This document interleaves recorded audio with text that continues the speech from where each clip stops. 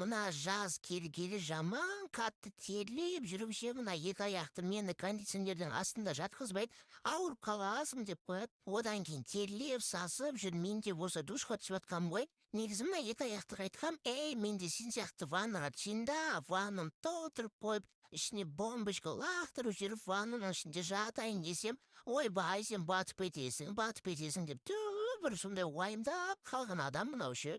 Екі аяқты мен естіп жатсың ба? Мен что-то бір дәрет сындырғым келіп тұрған сияқты.